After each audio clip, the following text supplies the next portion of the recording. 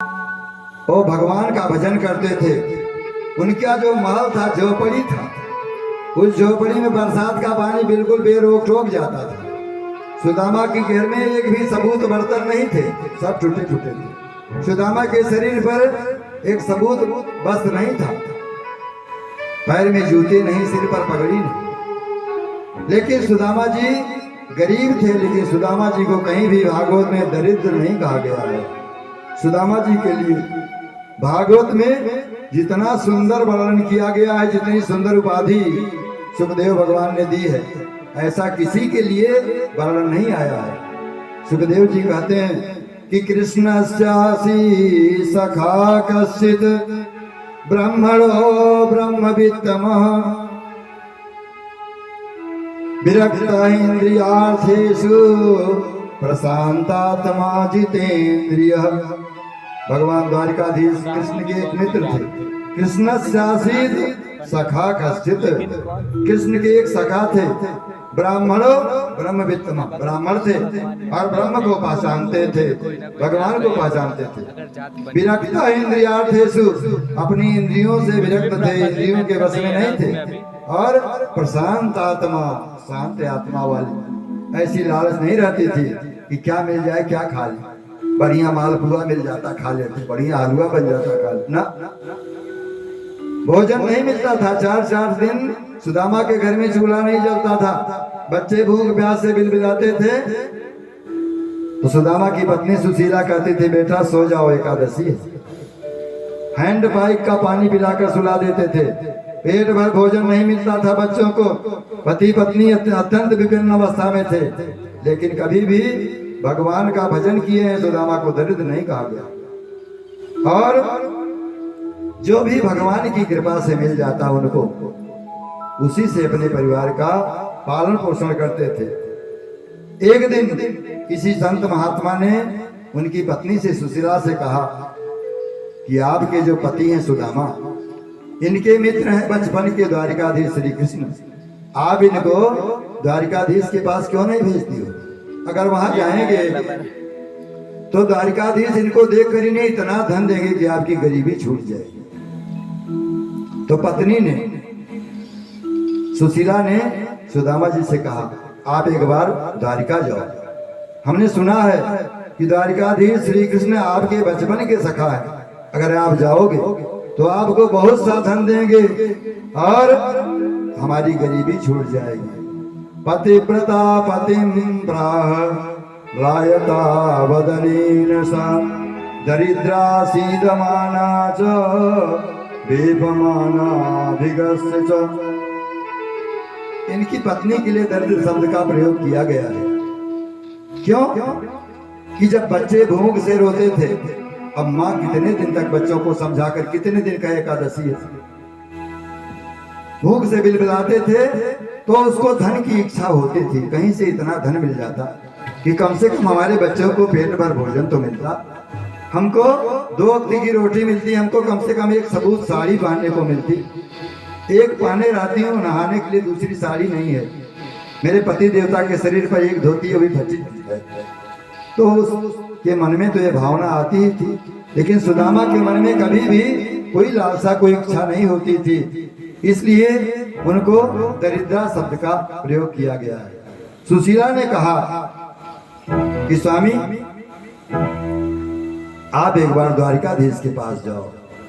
ननु ब्राह्मण भगवत सखा साक्षात् श्रियपति ब्रह्मण्यस्य शरण्यस्य भगवान सत्तर्षभ। आपके जो मित्र हैं द्वारिकाधीश, शरण में आने वाले की रक्षा करते हैं, शरण में आने वाले को सुख प्रदान करते हैं। आप एक बार उनके पास जाओ। अगर आप जाओगे तो दास्यति द्रविड़ं भूरि सीदते ते कुटुंबिना। अगर द्वारिका जाएंगे तो वो आपको बहुत धन देंगे, हमारी गरीबी छूट जाएगी, हमारे बच्चे भी दोनों टाइम शुद्ध भोजन करने को पाने लगेंगे। सुदामा ने कहा, देवी अगर आप यह कहती हो कि मैं द्वारिकाधीश के पास उनसे मिलने के लिए जाऊं, हमारे मित्र हैं, तो ये बात ठीक है। मिलने जाने की बात तो ठीक है, लेकिन मैं अपने मित्र से धन मांगने जाऊं, ऐसा नहीं हो सकता। मैं कभी भी द्वारिकाधीश से धन मांगने नहीं जा सकता। वो अपने महलों का राजा और सुदामा अपनी कुटिया का राजा। मैं मांगने नहीं जाऊंगा। अयम ही परमो लाभ उत्तम श्लोक दर्शन। जीवन का परम लाभ है कि उत्तम श्लोक भगवान का दर्शन प्राप्त हो जाए। इससे बड़ी कोई बात नहीं है। अगर तुम ये कहो कि भगवान का दर्शन करने चले जाओ तो मैं जा सकता हूँ, लेकिन अगर धन मांगने की बात करोगी तो मैं धन नहीं मांग सकता हूँ, ऐसा नहीं होगा। दूसरी बात है, मित्र के घर, गुरु के घर, रिश्तेदारी में अगर कहीं जाया जाता है तो कुछ लेकर जाया जाता है। लोग मिठाई का डब्बा लेकर जाते हैं, फल फ्रूट लेकर जाते हैं, कपड़े वस्त्र लेकर जाते हैं। मैं क्या लेकर जाऊं अपने मित्र के घर? मेरे पास कुछ है नहीं। तो सुदामा की पत्नी सुशीला ने कहा, आप तैयार हो जाने के लिए मैं व्यवस्था करूंगी। तो क्या किया सुदामा की पत्नी सुशीला ने? 4 घरों से एक एक मुट्ठी चावल मांगा, ज्यादा नहीं मांगा, एक एक मुट्ठी 4 घरों से मांगा। मांग कर लाकर उसको एक फटा सा वस्त्र था, धोती का टुकड़ा, उसी में 4 परत करके तब उसमें उसको बांधा, क्योंकि कई जगह फटा था, बांध कर दिया। 4 घर का चावल 4 किस्म का होता है, एक किस्म का तो चावल रहेगा नहीं, चारों 4 किस्म का चावल बांध करके दिया। मानो सुशीला कहते हैं कि जब द्वारिकाधीश इस चावल को देखेंगे और इस वस्त्र को देखेंगे जिसमें बधा हुआ है, तो बताने की जरूरत नहीं पड़ेगी। और मेरे पति देवता तो बिल्कुल कहेंगे ही नहीं, अपनी गरीबी का वर्णन वहां नहीं करेंगे, तो भगवान समझेंगे कैसे?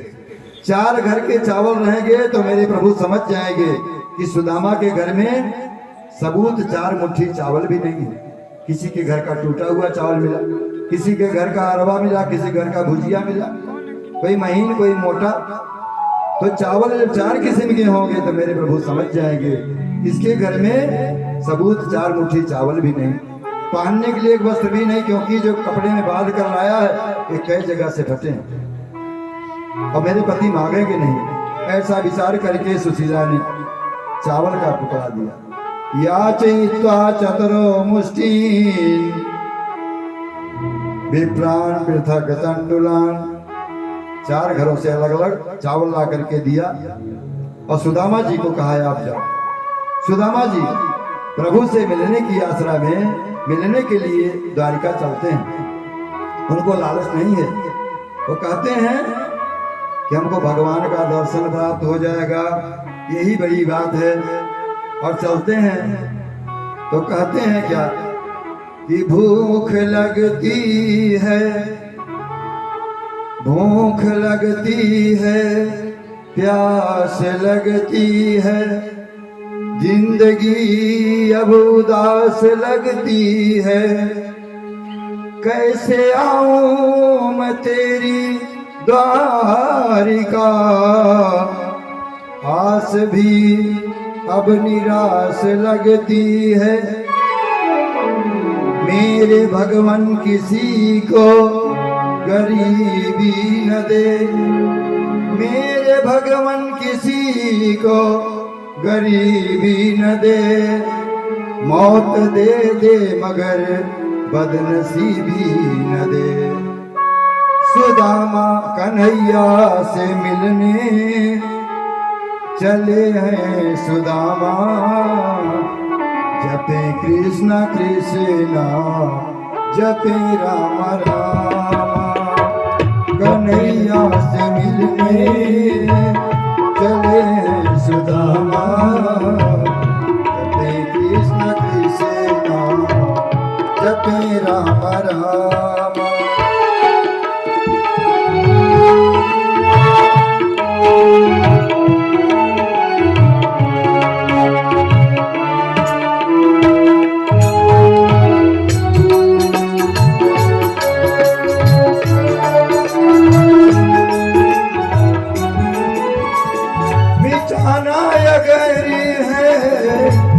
जीवन की तृष्णा मिटाना गए हैं ये जीवन की तृष्णा।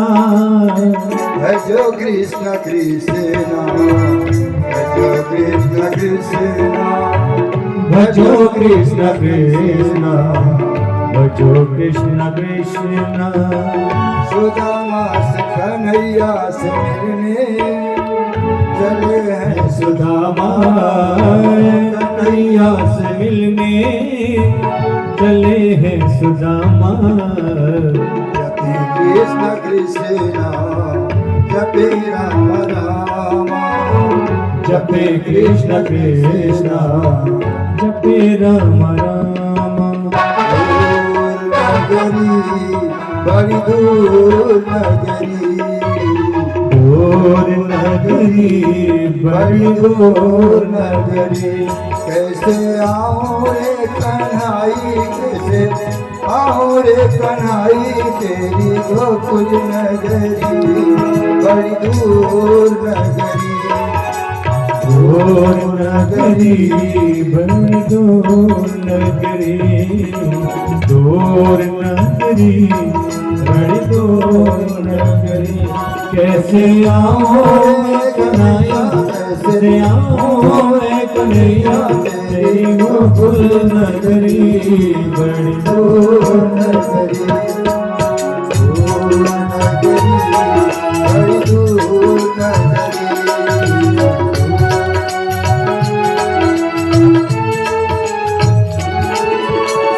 जमुना जल आओ कान्हा, जल मोहे लागे, जमुना जल आओ कान्हा, पायल मोरी बाजे। यमुना जल आओ कान्हा, पायल मोरी बाजे, पायल मोरी बाजे कान्हा, पायल मोरी बाजे। यमुना जल आओ कान्हा, पायल मोरी बाजे। झपट चलो तो दिखे, झपट चलो तो दिखे सारी नगरी। दूर नगरी, बड़ी दूर नगरी, दूर नगरी, बड़ी दूर नगरी। कैसे आऊं रे कन्हाई, कैसे आऊं रे कन्हाई, तेरी गोकुल नगरी, बड़ी दूर नगरी।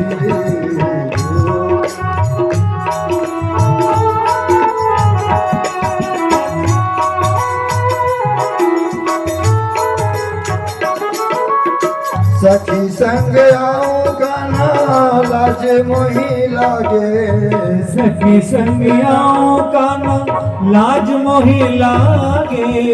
सखी संग आऊं कान्हा, लाज मोही लागे।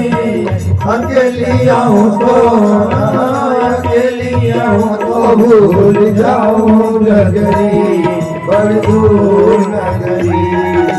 दूर नगरी, बड़ी दूर नगरी। कैसे आऊं रे कन्हैया, कैसे आऊं रे कन्हैया, तोरी गोकुल नगरी, बड़ी दूर नगरी। कान्हा दूर नगरी, बड़ी दूर नगरी।